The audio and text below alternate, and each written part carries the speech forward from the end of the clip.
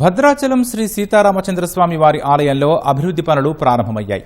అభివృద్ధి పనులకు ఆలయ అర్చకులు పూజలు చేసి పనులు ప్రారంభించారు.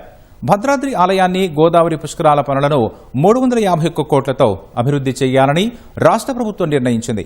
ఈ మేరకు మార్చి నెలలో సీతారాముల కళ్యాణం రోజు ముఖ్యమంత్రి రేవంత్ రెడ్డి పనులకు శంకుస్థాపన చేశారు. గోదావరి పుష్కరాల్లోగా పనులు పూర్తి చేయనున్నారు.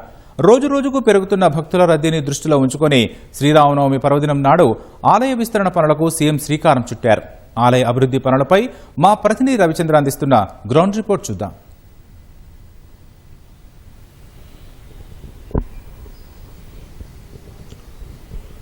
భద్రాద్రి రాముణ్ణి అలాగే లక్ష్మణ సమేత సీతమ్మ తల్లిని ఆంజనేయ స్వామిని దర్శించుకోవడానికి నిత్యం వేలాది సంఖ్యలో భక్తులు భద్రాచలానికి విచ్చేస్తారు. అయోధ్య ఉత్తరాదిన అయోధ్య లాంటిదో అలాగే దక్షిణాదిన భద్రాచలం అంత పరమ పవిత్ర క్షేత్రం, దివ్యక్షేత్రం.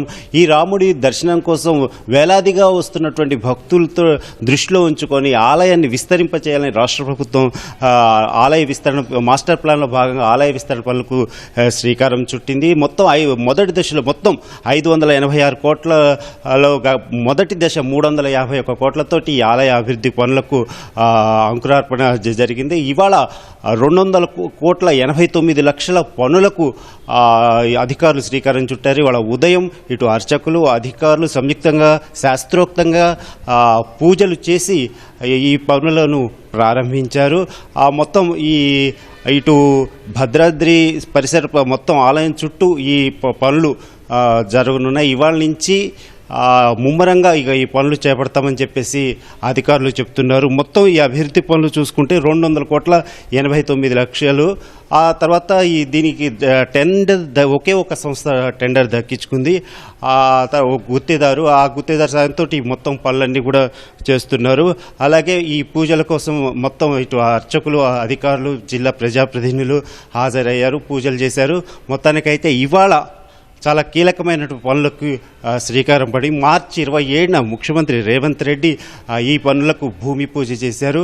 అలాగే మొత్తం ఆలయాన్ని భక్తులకు అంటే దర్శనానికి వస్తున్న భక్తులకు ఎలాంటి ఇబ్బందులు ఇక్కట్లు లేకుండా చాలా సువిశాలంగా ఈ ఆలయ విస్తరణ పనులు చేయాలని సంకల్పించి ఆ మేరకు అధికారులు పనులు చేపట్టారు. ఇప్పటికే బంగారు వాహనాలను కూడా తరలించారు. అయితే స్వామివారి నైవేద్యానికి కానీ అలాగే స్వామివారి పూజలకు ఎలాంటి ఆటంకం అంతరాయం కూడా ఉండదు. అలాగే ప్రసాదాల తయారీ కూడా నిరంతరంగా ఉంటుంది.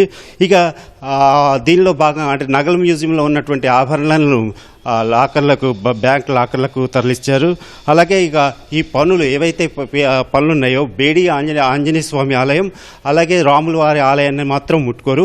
మిగతా చుట్టుపక్కల ఉన్నటువంటి ఆలయాలు అంటే లక్ష్మీదేవి అమ్మవారి ఆలయం అలాగే చిత్రకూట మండపం అలాగే కళ్యాణ మండపం ఈ పనులన్నీ కూడా వీటన్నిటిని కూడా తొలగిస్తారు. అలాగే ఇందులో భాగంగా కీలకమైనది శిల్పకళ అంటే ఎక్కడైతే ఆ శిల్పాలు ఉన్నాయో ఆ శిల్పాలను చాలా భద్రపరుస్తారు. అలాగే వీటిని రంగనాయకుల మండపానికి తరలిస్తారు. అంటే అక్కడే ఉంచి ఏవైతే పనులు పూర్తయితే తిరిగి వాటిని తీసుకొస్తారు. అలాగే లక్ష్మీ తయారు అమ్మవారు అద్దాల మండపం అలాగే భద్రుడి మండపం తర్వాత నిత్య కళ్యాణ మండపం ఉత్తరద్వారం చిత్రకూట మండపం ఈ ప్రాకారాలు అలాగే షెడ్లు ఇవన్నిటినీ కూడా ఈ పనుల్లో భాగంగా తొలగిస్తారు. తర్వాత ఇందులో ఉన్నటువంటి శిల్పాలను చాలా జాగ్రత్తగా అంటే ఎక్కడా చెక్కు చెదరకుండా అత్యంత భద్రంగా వీటిని రంగనాయకుల మండపానికి తీసుకెళ్తారు. అలాగే వీటన్నిటితో పాటుగా ఈ షెడ్లను తాతగుడి సెంటర్కు అక్కడికి తరలిస్తారు.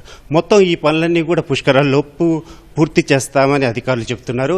అయితే దర్శనాల విషయంలో మాత్రం ఎలాంటి ఆటంకాలు కానీ అంతరాయాలు కానీ ఉండవని చెప్తున్నారు. కానీ క్యూ లైన్లు తొలగింపు ఇవన్నీ చూస్తే మాత్రం దర్శనాల విషయంలో కొంత స్పష్టత రావాల్సి ఉంది. ఏదైతే అధికారులు దీని మీద స్పష్టత ఇవ్వాలని చెప్పేసి భక్తులంతా కోరుతున్నారు.